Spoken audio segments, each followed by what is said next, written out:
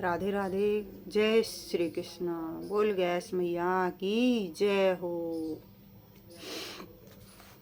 उत्पन्ना एकादशी। यह व्रत मार्गशीर्ष मास के कृष्ण पक्ष में गैस के दिन किया जाता है। इस दिन भगवान श्री कृष्ण की पूजा का विधान है। व्रत रखने वाले को दशमी के दिन रात में भोजन नहीं करना चाहिए। एकादशी के दिन ब्रह्म बेला में भगवान की पुष्प जल फूल धूप से पूजा करके पूजा अर्चना करनी चाहिए। इस व्रत में केवल फलों का ही भोग लगाया जाता है। ब्रह्मा विष्णु महेश त्रिदेवों का संयुक्त अष्ट माना जाता है। यह मोक्ष देने वाला व्रत है।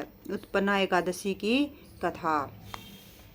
एक बार पार्वती, लक्ष्मी तथा सरस्वती को अपने अपने पतिव्रत पर बड़ा घमंड हो गया। नारद इनके गौमर्दन के लिए सर्वप्रथम पार्वती के पास गए तथा अत्रि ऋषि पत्नी अनुसुईया का बयान करने लगे। नारद के जाने के अनंतर पार्वती ने निरोचित ईर्ष्या हुई तथा अनुसुईया चरित्र भंग करने के लिए दिगंबर शिव से निवेदन किया।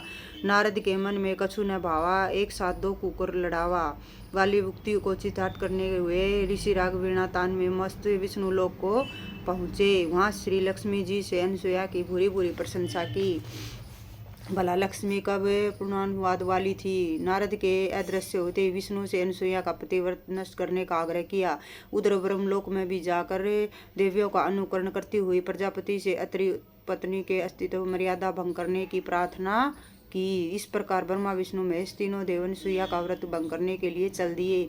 अत्रि ऋषि की कुटिया के निकट ही तीनों का समागम हुआ। तब एक ही समस्या का समाधान होने वाले तीनों देव भिखारी का रूप बनकर भिक्षाटन करते अनुसुईया के द्वार पर पहुंच गए।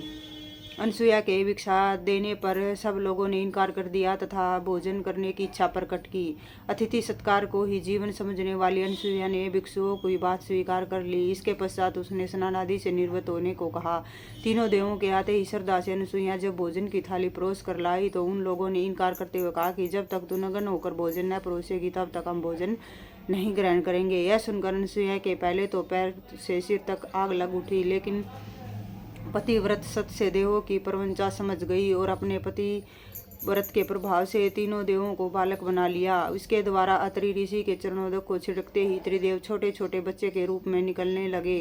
तब सती ने उन्हें भरपेट भोजन कराया तथा पालने पर झुलाती हुई वात्सल्य प्रेम में दिन व्यतीत करने लगी। उधर काफी समय बीत जाने पर तथा त्रिदेवों के न लौटने पर देवियों को घबराने लगी। तब एक दिन नारद के द्वारा ज्ञात हुआ कि तीनों देव एक बार अनुसुईया के घर जाते दिखाई दिए थे। इतनी सुनते ही लक्ष्मी, ब्रह्माणी तथा पार्वती अत्रि मुनि के आश्रम में पहुंची तथा अनुसुईया से अपने अपने पतियों के बारे में पूछा। अनुसुईया ने पालने की ओर इंगित करके अपने अपने स्वामी को पहचानने को कहा। लक्ष्मी ने बहुत चालाकी से विष्णु को पहचाना चाहा।